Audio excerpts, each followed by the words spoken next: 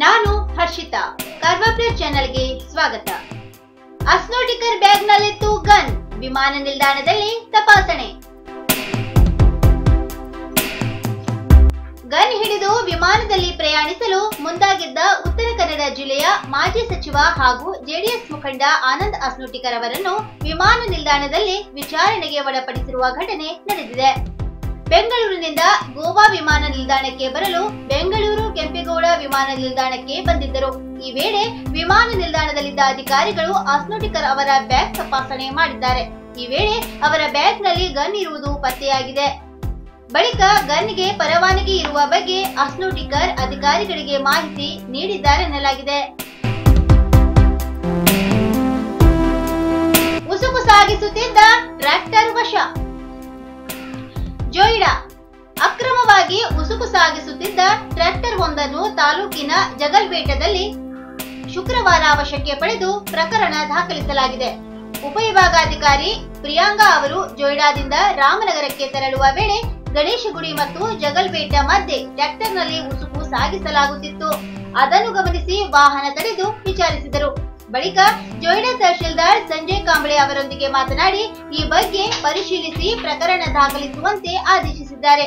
ಯಾವುದೇ ಪಾಸ್ ಇಲ್ಲದೆ ಅಕ್ರಮವಾಗಿ ಉಸುಕು ಸಾಗಿಸುತ್ತಿದ್ದ ಪ್ರಶಾಂತ್ ಸುರೇಶ್ ಶಿರೋಡ್ಕರ್ ಅವರಿಗೆ ಸೇರಿದ ಟ್ರ್ಯಾಕ್ಟರ್ ಅನ್ನು ವಶಪಡಿಸಿಕೊಳ್ಳಲಾಗಿದೆ.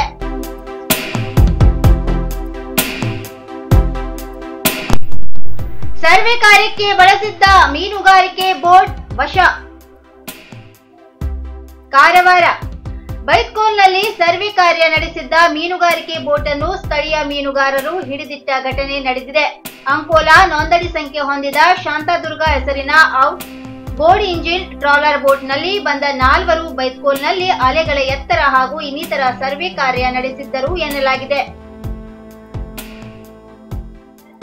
ಸಾಗರಮಾಲಾ ಯೋಜನೆಯಲ್ಲಿ ನಿರ್ಮಾಣವಾಗಲಿರುವ ಬಂದರುಗಳ ಸಂಬಂಧ CWPRS ಎಂಬ ಕಂಪನಿ ಸರ್ವೆ ಕಾರ್ಯದ ಜವಾಬ್ದಾರಿ ಪಡೆದಿದೆ.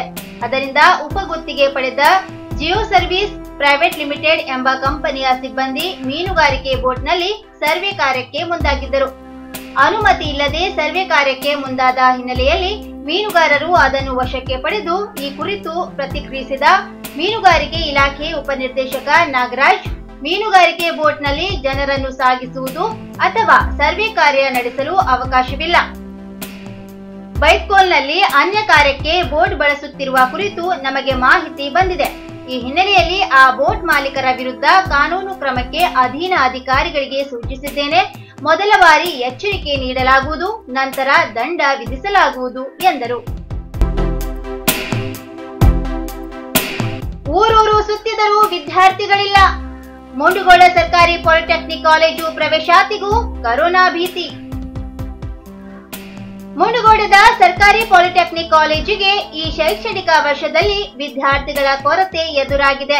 ಬಸ್ ನಿಲ್ದಾಣದ ಮುಂಭಾಗ, ಪ್ರಮುಖ ರಸ್ತೆಗಳ ಬದಿಯಲ್ಲಿ, ಜನನಿ ಬೀಡ ಪ್ರದೇಶಗಳಲ್ಲಿ ಕಾಲೇಜು ಪ್ರವೇಶ ಆರಂಭದ ಬ್ಯಾನರ್ ಅಳವಡಿಸಲಾಗಿದೆ. ಕಾಲೇಜಿನ ಸಿಬ್ಬಂದಿಯೇ ಊರೂರು ತಿರುಗಿ ವಿದ್ಯಾರ್ಥಿಗಳ ಮನವೊಲಿಸುತ್ತಿದ್ದಾರೆ. ಪರ ಊರಿನಿಂದ ಬಂದು ಕಲಿಯುವ ವಿದ್ಯಾರ್ಥಿಗಳು ಕರೋನಾ ಭೀತಿಯಿಂದ ಪ್ರವೇಶಾತಿ ಪಡೆದುಕೊಳ್ಳಲು ಹಿಂದೇಟು ಹಾಕಿದ್ದೇ ಇದಕ್ಕೆ ಕಾರಣ ಎಂದು ಬೋಧಕ ಸಿಬ್ಬಂದಿ ವಿಶ್ಲೇಷಿಸುತ್ತಾರೆ. ಇದೇ ಮೊದಲ ಬಾರಿಗೆ ಕಾಲೇಜಿನ ಬೋಧಕ ಹಾಗೂ ಬೋಧಕೇತರ ಸಿಬ್ಬಂದಿ ಸುತ್ತಲಿನ ಊರುಗಳಿಗೆ ತೆರಳಿ ಪ್ರವೇಶಾತಿ ಆರಂಭದ ಬಗ್ಗೆ ಬ್ಯಾನರ್ ಕಟ್ಟಿ ಭಿತ್ತಿ ಪತ್ರ ಹಂಚಿದ್ದಾರೆ. ಆದರೂ ಕೋವಿಡ್ ಭಯದಿಂದ ಮಕ್ಕಳನ್ನು ವಸತಿ ನಿಲಯದಲ್ಲಿ ಇಟ್ಟು ಕಲಿಸಲು ಪಾಲಕರು ಹಿಂದೇಟು ಹಾಕುತ್ತಿದ್ದಾರೆ. 4 ವಿಭಾಗಗಳಲ್ಲಿ ಒಟ್ಟು 252 ವಿದ್ಯಾರ್ಥಿಗಳಿಗೆ ಪ್ರವೇಶಾವಕಾಶವಿದೆ. ಪ್ರಥಮ ವರ್ಷದ ಪ್ರವೇಶಕ್ಕೆ ಇಲ್ಲಿಯವರೆಗೆ 12% ವಿದ್ಯಾರ್ಥಿಗಳು ಮಾತ್ರ ದಾಖಲಾತಿ ಮಾಡಿದ್ದಾರೆ. ಸಿವಿಲ್, ಎಲೆಕ್ಟ್ರಾನಿಕ್ಸ್ ಮತ್ತು ಕಮ್ಯುನಿಕೇಶನ್, ಮೆಕ್ಯಾನಿಕಲ್ ಹಾಗೂ ಕಂಪ್ಯೂಟರ್ ಸೈನ್ಸ್ ವಿಭಾಗಗಳಿಗೆ ಕಲಿಯಲು ಅವಕಾಶವಿದೆ. ವಿದ್ಯಾರ್ಥಿಗಳಿಗೆ BCM ವಸತಿ ನಿಲಯದ ಸೌಲಭ್ಯವಿದೆ. ಕರಗಿನಕೊಪ್ಪದಲ್ಲಿ ಹೊಸ ಕಟ್ಟಡವು ಸಜ್ಜಾಗಿದೆ ಎನ್ನುತ್ತಾರೆ ಪ್ರಾಚಾರ್ಯ MB ಹುಡೇದರ್ ಅವರು. ಡ್ರೋನ್ನಿಂದ ಕೃಷಿ ಜಮೀನು ಸರ್ವೆ. ಕಾರವಾರ ಗ್ರಾಮೀಣಾಭಿವೃದ್ಧಿ ಮತ್ತು ಪಂಚಾಯತ್ ರಾಜ್ ಇಲಾಖೆ ಈಗ ಕೃಷಿ ಜಮೀನಿನ ಆಸ್ತಿಗಳ ಡ್ರೋನ್ ಸರ್ವೇಕ್ಷಣೆ ನಡೆಸಲು ಮುಂದಾಗಿದೆ. ಈ ಮೂಲಕ ಪ್ರಧಾನಿ ನರೇಂದ್ರ ಮೋದಿ ಅವರ ಕನಸಿನ ಸ್ವಾಮಿತ್ವ ಯೋಜನೆಯನ್ನು ಜಿಲ್ಲೆಯಲ್ಲಿ ಪ್ರಾಯೋಗಿಕವಾಗಿ ಜಾರಿ ಮಾಡಲು ತಯಾರಿ ನಡೆಸಿದೆ. ಪ್ರತಿ ತಾಲೂಕಿಗೆ 8ರಂತೆ ಜಿಲ್ಲೆಯ ಒಟ್ಟು 92 ಗ್ರಾಮ ಪಂಚಾಯತಿಗಳ 526 ಗ್ರಾಮಗಳನ್ನು ಆಯ್ಕೆ ಮಾಡಿದ್ದು, ಇಲ್ಲಿನ ರೈತರ ಆಸ್ತಿಗಳನ್ನು ಡ್ರೋನ್ ಮೂಲಕ ಸರ್ವೇಕ್ಷಣೆ ನಡೆಸಿ ಗಡಿ ಗುರುತಿಸುವ ಕಾರ್ಯಕ್ಕೆ ಮಳೆಗಾಲ ಮುಗಿಯುತ್ತಿದ್ದಂತೆ ಚಾಲನೆ ದೊರೆಯಲಿದೆ.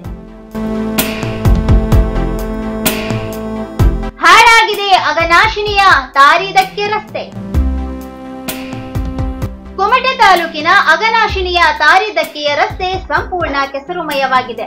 ಅಘನಾಶಿನಿಯಲ್ಲಿ ಅಂಗಡಿಕೇರಿಯಿಂದ ತದಡಿಗೆ ಸಂಪರ್ಕ ಕಲ್ಪಿಸುವ ತಾರಿದಕ್ಕೆಗೆ ಅಳಿವೆಯಂಚಿನ ರಸ್ತೆಯೊಂದೇ ಕೊಂಡಿ.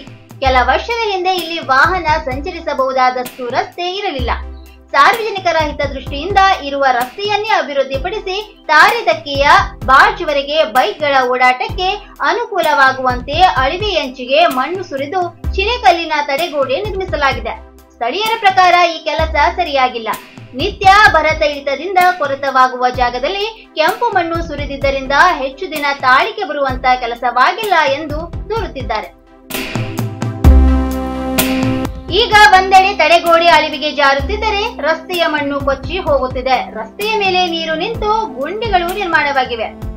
ರಸ್ತೆ ಹದಗೆಟ್ಟ ಕಾರಣದಿಂದ ಬಾರ್ಜ್ವರೆಗೆ ಬೈಕ್ಗಳನ್ನು ಒಯ್ಯಲಾಗುತ್ತಿಲ್ಲ. ಬಾರ್ಜ್ ಕೂಡ ಓಡಾಟವಿಲ್ಲದೆ ನಿಂತು ಕೆಟ್ಟು ಹೋಗಿದೆ. ಅತ್ತ ರಸ್ತೆಯೂ ಇಲ್ಲ, ಇತ್ತ ಬಾರ್ಜ್ ಕೂಡ ಇಲ್ಲದೆ ಸ್ಥಳೀಯರಿಗೆ ಮಾತ್ರವಲ್ಲದೆ ನಿತ್ಯ ತದಡಿ ಅಘನಾಶಿನಿ ನಡುವೆ ಸಂಚರಿಸುವ ಸಾವಿರಾರು ಜನರ ಗೋಳು ಹೇಳತೀರದಾಗಿದೆ. ಕಳೆದ 2 ತಿಂಗಳಿಂದ ಪರಿಸ್ಥಿತಿ ತೀರಾ ಹದಗೆಟ್ಟಿದ್ದರೂ ತಾತ್ಕಾಲಿಕ ದುರಸ್ತಿ ಕಾರ್ಯವನ್ನು ಮಾಡಿಲ್ಲ ಎಂದು ಜನ ಅಧಿಕಾರಿಗಳ ವಿರುದ್ಧ ಆಕ್ರೋಶ ವ್ಯಕ್ತಪಡಿಸುತ್ತಿದ್ದಾರೆ. ಶುಂಠಿ ಬೆಳೆಗೆ ಕೊಳೆ ರೋಗ. ಶಿರಸಿ ಬನವಾಸಿ ಹೋಬಳಿ ವ್ಯಾಪ್ತಿಯಲ್ಲಿ ಶುಂಠಿ ಬೆಳೆಗೆ ಕೊಳೆ ರೋಗ ಕಾಣಿಸಿಕೊಂಡಿದ್ದು, ತೋಟಗಾರಿಕೆ ಇಲಾಖೆ ಅಧಿಕಾರಿಗಳು ಹಾಗೂ ತಜ್ಞರು ಗದ್ದೆಗಳಿಗೆ ಭೇಟಿ ನೀಡಿ ರೋಗ ನಿವಾರಣೆ ಕುರಿತು ರೈತರಿಗೆ ಸಲಹೆ ನೀಡಿದರು. ತಾಲೂಕಿನ ದಾಸನಕೊಪ್ಪ, ಬೆಳ್ಳಂಕೇರಿ, ಕುಪ್ಪಗಡ್ಡೆ ಮುಂತಾದ ಪ್ರದೇಶಗಳಿಗೆ ಭೇಟಿ ನೀಡಿ ಪರಿಶೀಲಿಸಿದ ತಜ್ಞ ವಿಎಂ ಹೆಗಡೆ, ಪ್ರಸಕ್ತ ವರ್ಷ ಸುರಿದ ಹೆಚ್ಚಿನ ಮಳೆಯಿಂದಾಗಿ ಶುಂಠಿ ಬೆಳೆಗೆ ಶಿಲೀಂಧ್ರಜನ್ಯ ಮೃದುಗಡ್ಡೆ ಕೊಳೆ ರೋಗದ ಬಾಧೆ ಹೆಚ್ಚಾಗಿದೆ. ಇದರ ಹೊರತಾಗಿ ಬ್ಯಾಕ್ಟೀರಿಯಾದಿಂದ ಬರುವ ಗಡ್ಡೆ ಕೊಳೆ ಅಥವಾ ಹಸಿರು ಕೊಳೆ ಕೆಲವು ಕಡೆ ಕಂಡು ಬಂದಿದೆ. ಬಿಸಿಲು ಮತ್ತು ಮಳೆಯ ವಾತಾವರಣ ಈ ಹಸಿರು ಕೊಳೆ ರೋಗವು ಉಲ್ಬಣವಾಗಲು ಕಾರಣವಾಗಿದೆ. ಇನ್ನು ಮತ್ತಷ್ಟು ಸುದ್ದಿಗಾಗಿ ಕಾರವಾರ ಪ್ಲಸ್ ವೀಕ್ಷಿಸಿ. ನೀವು ಯೂಟ್ಯೂಬ್ ಅಲ್ಲಿ ನೋಡ್ತಿದ್ದೀರಿ, ಸಬ್ಸ್ಕ್ರೈಬ್ ಮಾಡಿ, ಬೆಲ್ ಐಕಾನ್ ಕ್ಲಿಕ್ ಮಾಡಿ. ಫೇಸ್ಬುಕ್ ಪೇಜ್ ಅಲ್ಲಿ ನೋಡ್ತಿದ್ದೀರಿ, ಫಾಲೋ ಮಾಡಿ. ಧನ್ಯವಾದಗಳು.